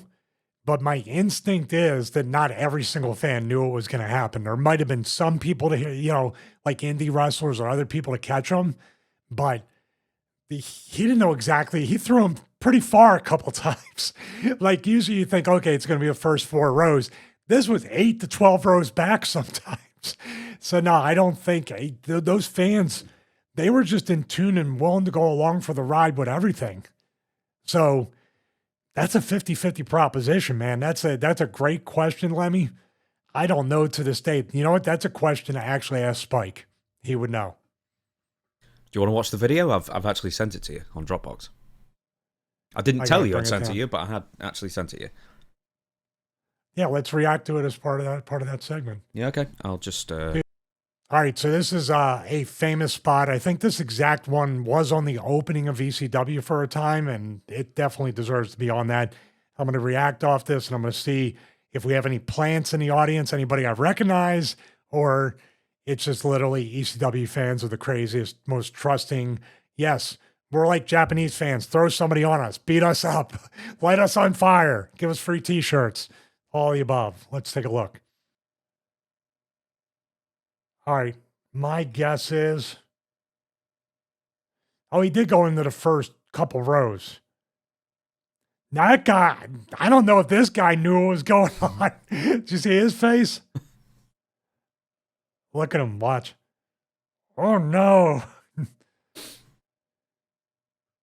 The way they fell, you know, I don't think they knew. I don't think the people in front knew, but you got some big guys there that look like indie workers, right? Like the guy here and the guy here. I can't see who's over here, but yeah. This here, it's not a bunch of plants. They're crowd surfing them because it's just a thing. This is where the fans kind of, I mean, obviously you don't want to do this in today's day and age. You're getting a bunch of ATV Karens at WrestleMania coming out. But what an incredible visual. I can't believe it. I think one time they passed him all the way around, right, James? There's one time where he went around at least from one side to the other. What a moment. This is, for some reason, this is where the BWO came out. Just on a side note, just the way they framed this building, which should have been condemned at one point. It shouldn't even have run wrestling shows. But they would make it look like a sea of people in a very, very small bingo hall. And that's something, and we're not talking about using special, you can see there's TV broadcast cameras. No special lens, no wide lens, no thing to make it look like there's a sea of people. It was literally just shot. And like you said about Nitro earlier in the episode, it just had that gritty, underground. The lighting was perfect for what it was. It wasn't clean and oversaturated. It wasn't saturated at all, as a matter of fact. It looks like it was shot in like S-Log 3 or something. There's a little bit of nerdiness coming out. Great stuff, though. I think Spike, and I'm sure the Dudleys have said it before, Spike is probably the toughest guy to ever lace up a pair of boots as far as what he had to go through. Just amazing stuff. Next question. Nola Danny asks, how rich were you when you finished your career? How rich was I? Well, not rich by any stretch of the imagination. I mean, obviously, we did an episode where we talked about the pay, the expenses. Most of my time, if not all my time in WWE, was $75,000 a year guaranteed, or downside guarantee.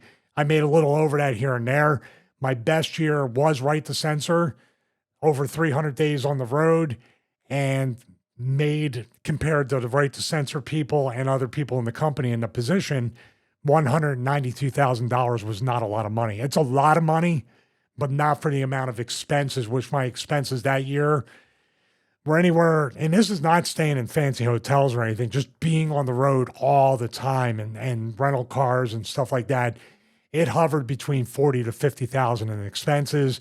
Then back then, we had to physically mail out all the returns, and you had to file in every state.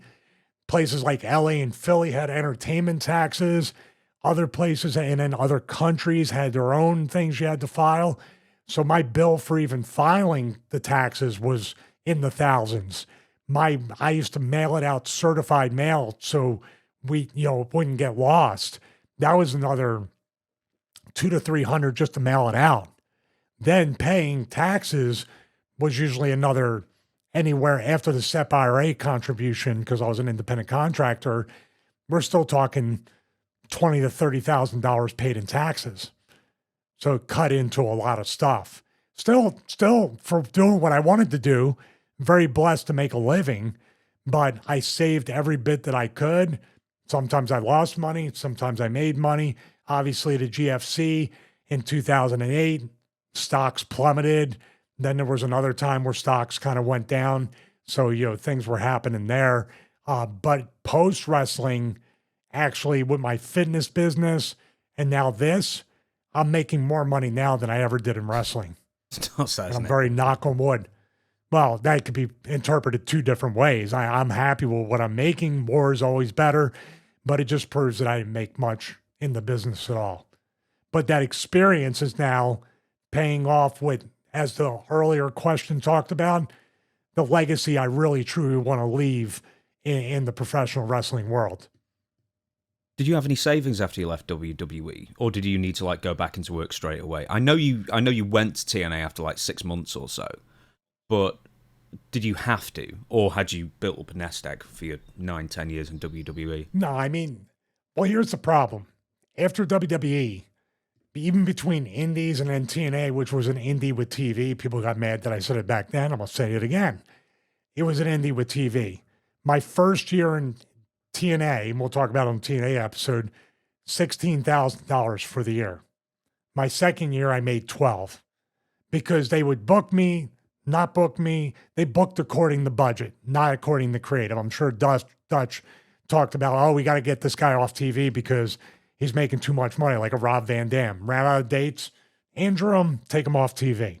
But from 2008 until I started my fitness affiliate business reviewing home and garage gym equipment, I was losing money every single year up until that point. I was negative.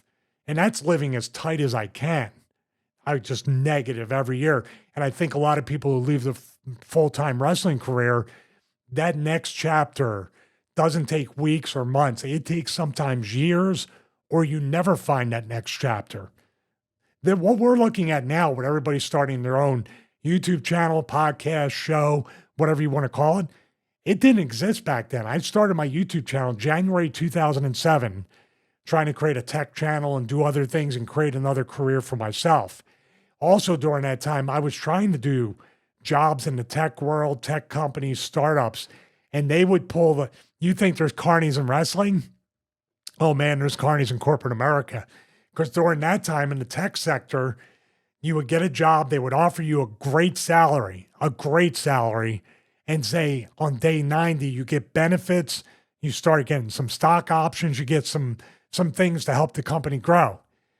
Every single time, 3 different companies, day 85, 86, 89, they would cut me loose before the benefits would kick in, and then try to rehire me back on a contract basis for like back then, even 10, 12 bucks an hour was really, really good. So it's been a struggle. And I think the message is for everybody out there is you just got to keep showing up and trying to find in everything you do. Like when I started the tech channel, I'm like, am I going to make anything out of this? I didn't make a dime off of that. I got some free stuff, but those skills I'm still using and growing today, because you'll say this because I'm so OCD. I'm involved in the pre, during, and post production of this show, and I enjoy every second of it. Yeah, well, it's nice to know that because it's almost like your retirement thing. You know, you're 30 years in the business, and most people can't monetize, or most people don't save for a pension in wrestling. But this is sort of your pension. I don't know if you consider it that, but yeah, I don't think anybody at this point in 2025 is ever going to retire. No. So I just will enjoy the work. This is the thing. I can't age out of this. I can't bump out of this. I use my mind, and God willing, I'll have my mind for as long as I can. But it's funny because most of the people, because I will get emails where sometimes people will comment, and they also almost look at it like I'm an idiot or I'm stupid because I didn't make a ton of money in the business. Because I didn't, what was I supposed to do? I was in a fake subjective business run by essentially marks. So what are you going to do? I couldn't change anybody's mind after a certain point of time, but I'm almost vilified or made fun of because I stuck with it. And sticking with it is the reason why I have what I have now in regards to opportunities. Do you ever see that? I mean, it doesn't make sense sometimes. It's almost like there is a small section of people in the entertainment and sports world, as far as fans, that sometimes, and they don't say it out loud, well, there have people who have told me this, that you're absolutely worthless, you're a jobber, you're this and that, you should just go kill yourself. And you know what? There's a lot of guys after the business that would get to. Mm-hmm. But I have a saying called "I'll show you." Yeah, but also stick with. I mean, I occasionally deal with the same thing, or someone say you're doing something wrong because of so and so. It's like, we make really good money what we do. You know nothing, and because here's the thing: consider the source, and it can't possibly bother you. That kind of criticism, it cannot possibly bother me. And I think even you think things bother me sometimes, and I have to tell you, it doesn't bother me. I just check on you sometimes as a friend. Oh, I know. Like it is appreciated, but it's the same thing. It's like we make good money doing what we do, and we don't have even regular sponsors, and that will change at some point. I'm sorry to say, I know people are used to having like no sponsors on the show and everything, but at some point we will be having more regular sponsors on the show, hopefully quite soon. But we're very selective with that, and we actually got heat with some people because it has to align with what we do and what we believe in at the same time. Yeah. We're not going to go to Tony, like, lick that, like Tony Schiavone. But yeah, I know, dude, the thing with some people, and this is a message for everybody out there too. You're always going to have people, by the way, when people are doing that, it means you might be doing something right at the same time, because they have that boiling frog in a pot or the crab pot effect where they want to kind of drag you down back with them instead of trying to elevate themselves. And that's the wrestling business too. And that's people. But here's the thing: like, I look at the numbers, as you know. I'm always on the analytics and stuff. The last few months we've done this. May's always a terrible month, but the last few months we've done this, we've been hitting 3 million views a month. We're in rarefied air, especially within the wrestling show podcast circuit. The only people who are personalities who do more than us is Maven, The Undertaker, and Jim Cornette. That's it, as far as I can tell. That's huge. So, like, if anybody ever tells you you're doing something wrong, all you have to do is point to those numbers and say, we're quite clearly doing everything right, or nearly everything right. Because there are so many people who try and do what we do, or try and do what I do with Dutch or whoever, who get nowhere near. It's because we know what we're doing.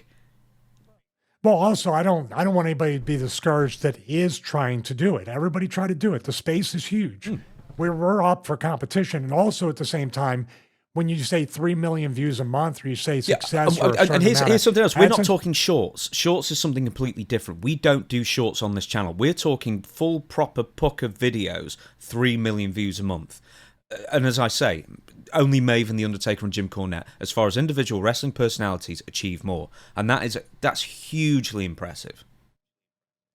And we're very grateful for that. But at the same time, we'll let everybody out there know in our audience, and I think they know by now during episode 50, we don't rest on our laurels. Where, Chris creates a little special intro for episode 48. We try to change the graphics up, or you were taking a couple weeks.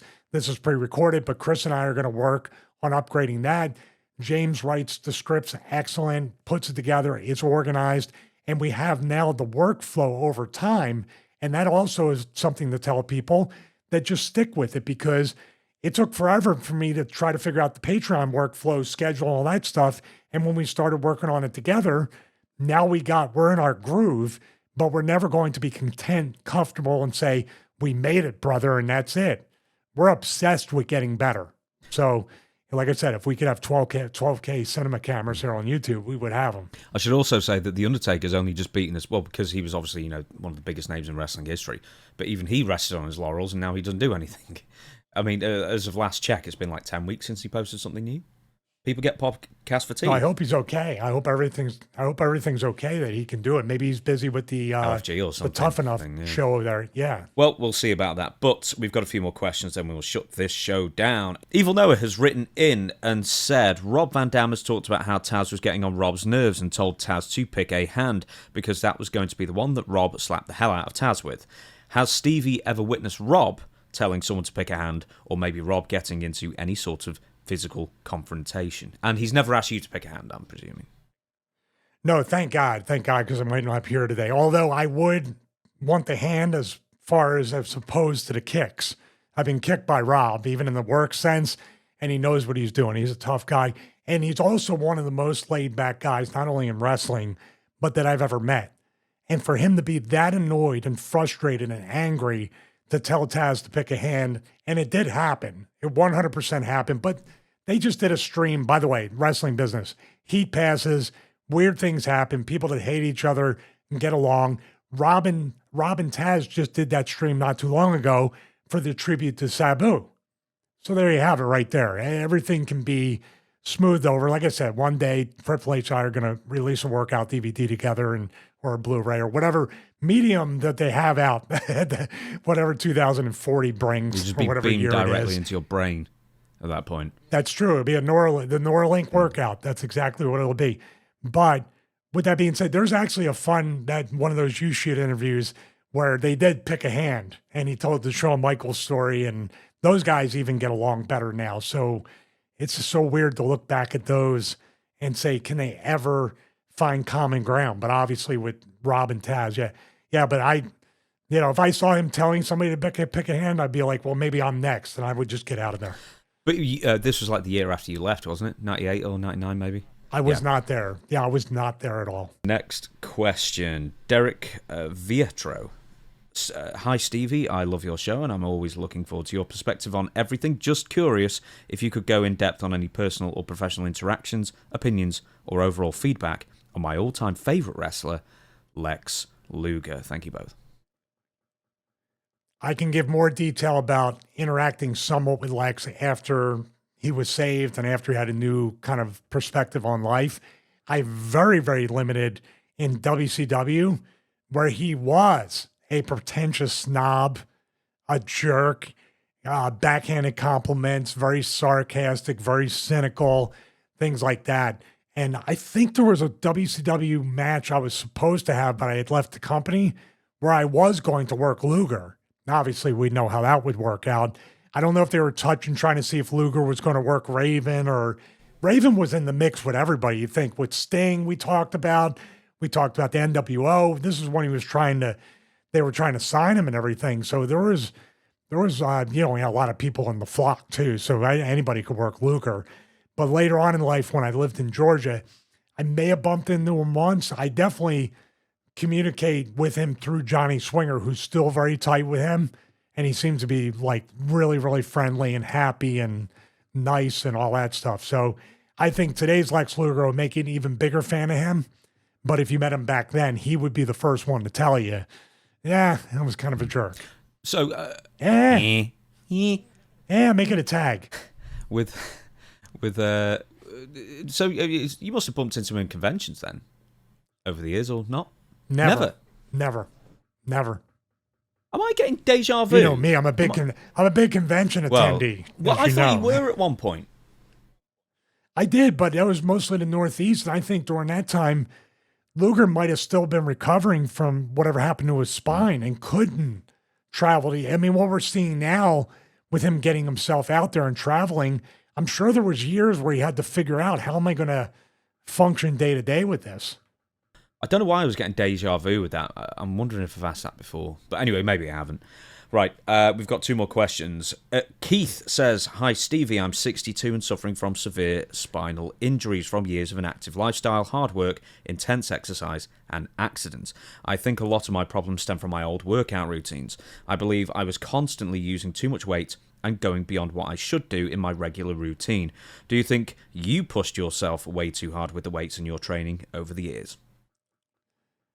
Well, thank you, Keith. And I hope that, after you're writing this, that your road to recovery or the way you feel that the pain is minimal and that you're able to function or recover. I will share this because this is excellent and kind of one-to-one with what I do on the fitness channel, that during my injuries in WWE, and I did work out a lot, I lifted weights. My problem was cardio and starving myself, meaning carb depleting, meaning not having, and my adrenals were really affected. I still to this day believe all the traveling, the damage I did to my body by extreme dieting and cardio and working out really caused adrenal fatigue and changed my metabolism to a certain degree, to the point where sleep was non-existent for years until I started taking CBN and CBD and stuff like that.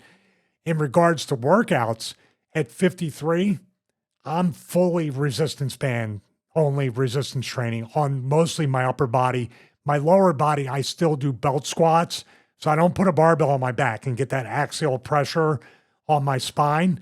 So what you're talking about, Keith, is probably like the Wendler 531 lifts, like really heavy deadlift, heavy squats, heavy bench, everything, heavy overhead press, everything that puts pressure and impact on your joints. My goal at 53 is to remove as much inflammation, as much impact from my joints, meaning diet, rehab, rest, recovery, and of course, resistance training. And I do cardio still, but most of my cardio is working out on a bike. Even treadmill gives me a little bit of impact on my joints. So I'll work out on the bike. The rowing is very good, but with resistance band training, I'm a bigger proponent of that with each day that I get older. Because right now I work on that Flexicon, that all-in-one trainer I showed you. You think it's like a sexual device or something.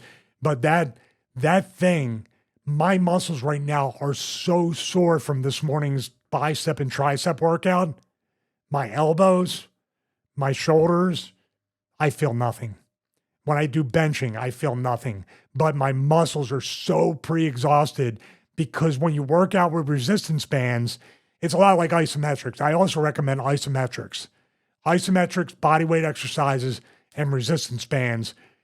But the body weight stuff will add a little bit of joint impact. But getting back to the bands have no momentum. You can't cheat. You have to apply mind-muscle connection, meaning isometrics, flexion, negatives. You need to do the work with bands. With weights, you can feel like you're doing the work. But let's be honest. When people lift weights and lift heavy, say you're going for 8 reps, the first 5 to 6 are always going to be crap where you kind of pump them out. The last 2 are going to be the 2 seconds down, 2 seconds up, proper form, proper mind-muscle connection, and proper isometrics. So I would definitely, Keith, if also yoga, Pilates, anything that can lengthen your muscles, anything that can take impact and inflammation off your joints, embrace it and fully dive into it. Now, like I said, I always say I'm not an expert, consult a physician, physical therapist, nutritionist, but as far as diet as well, the least restrictive and what I believe to be the most anti-inflammatory diet that's least restrictive is the Mediterranean diet. Mm-hmm. So outside of any kind of diabetes or anything, which usually people do keto diet, I would do a Mediterranean style diet, which is the closest thing to like your bodybuilding 40-40-20 macros, and you won't feel like you're starving yourself. I don't know if it was Jeff Nippard or someone else I watched recently, and or it was someone on the guy who's always does like the funniest stuff, but I can't ever remember his name. It's going to bug me. Anyway, he's like the good-looking guy with the floppy black hair, and he's always doing like different stuff, testing like the worst Temu gym stuff or whatever. But anyway, there was someone on like one of his videos, I think, who said, "Well, what are you doing now?" And or Jeff Nippard, whoever it was, and he said, "Right, what I'm doing is cutting down the rest periods really, really small to like 20-30 seconds, so you can do rep of 10 of your regular weight, easy at first, or rep of 8, whatever it might be, 20 seconds, 30 seconds rest, and then those like, if like 10 reps, let's say, 8 of them are wasted because you're just trying to fatigue your muscles until the actual last couple where you actually get the benefit. And so immediately you start getting the benefit by cutting out the rest period, and then you're done in the gym a lot quicker as well. So I've not tried that yet, but I wouldn't mind it. You can either do see, when people start counting reps too, James, you're either going to sell yourself short or you're going to hurt yourself by overtraining. Another way to train, especially with bands, and I had the inventor of the Flexicon, or I don't know what you name it, with your sexual torture device. I always call it the bumming throne. Impression. It does look a bit perverted.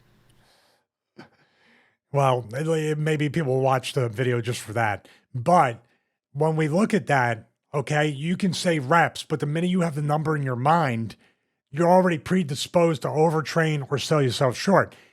Blake, the inventor of the Flexicon, trains hit style with his reps, meaning 15 to 20 on and then 10 to 20 off, or whatever you can get a Tabata Pro timer or something. That there allows you, if you say, I have 20 to 30 seconds of work, you're going to squeeze it out. You're not going to rush because you may end up with 20 seconds left and you still got to try to finish the work cycle. So I would say that. And now with bands, like this morning, I was starting out at first when I was trying to find my way with that, using the device, as you call it, trying to figure out my rep range. All right, I'm going to definitely, with bands, go 12 to 15 or do whatever. But now I'm trying to see if I can even do a strong 5x5 sometimes. But most times, dude, I'm doing 25 to 30 reps sometimes. I'm really burning myself out. And the thing with bands is, whether you're doing a door anchor or using the piece of equipment I have, it's so easy to do a drop set when using bands. So imagine you have the dumbbell rack. You're going down doing curls or something. Well, with bands, when you're standing on the band, you separate your feet further apart, more resistance. You start bringing it in. It's an imaginary way or a virtual way of going down that dumbbell rack, and then remove one foot, put one foot down, and you're done. Same thing with the door anchor. The more distance from the door anchor, more resistance. Then when you fail, safely fail, step in, failure, step in, failure. But the one thing that's not happening is that momentum, which is non-existent with this, is not banging your joints or impacting your joints. It's so exciting. And you know what? I got to get past my body dysmorphia on a daily basis. But my body dysmorphia is telling me, you're too lean, you're too skinny, you're too... The wrestling mentality, I got to get back up to 215, 220. I got to look like I'm huge on TV. But I'm like, well, wait a minute. When I talked to my friend last week, he was like, dude, I watch you. Don't go. That was the advice Rob gave me. If you can't hear, if you didn't hear a spot, just hold in the ropes or we'll come back to it. But I don't want to hurt you. So once again, the blame goes to the company and the agent and not these guys, or not even the referee. Because Mickey James is like, or Mickey J, sorry, not Mickey James. Mickey J looks kind of confused during it too. Can you tell? He's like, okay, where do I go? What do I do? I wonder, I guess in WCW they didn't feed the referee information to the wrestlers, did they? Yeah, they did. I think they had IFPs. Yeah, I think there was times where they told me how to go home. There had to be on live TV. Good Lord, if you don't, you guys are talking about a charmed life. You got by with getting 3 hours, or maybe they didn't care because TNA Turner would let them go over 3 hours at some points. Overrun. They actually did as well. Right, I think the electrician's here, so we've got to shut this show down pretty darn quickly. So everybody, thank you so much for watching. We're out every single Friday, videos every single day on the YouTube channel as well. And over to Stevie to give us the lay of the land of what you can expect on the Stevie Richards Show Patreon. Thank you very much, everybody, for sending in your questions. All excellent questions. Like James said, we're going to get to everything. We have, 1,150 more to go? Probably something. As far as questions. So, and more coming in daily, which is great. The interaction is awesome. Speaking of interaction, if you go to patreon.com/Stevie Richards, you get interaction all the time for comments and questions. Also, watch-alongs, pre-show, which is basically the show before the show, show notes, and of course, we are moving studios. Maybe both of us are getting new studio spaces, and we are definitely going to document that on Patreon as I go to the new studio and rebuild it. Everything will be documented on patreon.com/Stevie Richards. Also, we appreciate the support here on YouTube. Please subscribe, click the bell to get notified, and comment below. And of course, you can always ask questions. We'll put them in the queue and try to answer those and take a drink, future episodes. So thank you very much for watching episode 50, coming up on 1 year of the Stevie Richards Show. See you next week for episode 51 of the Stevie Richards Show.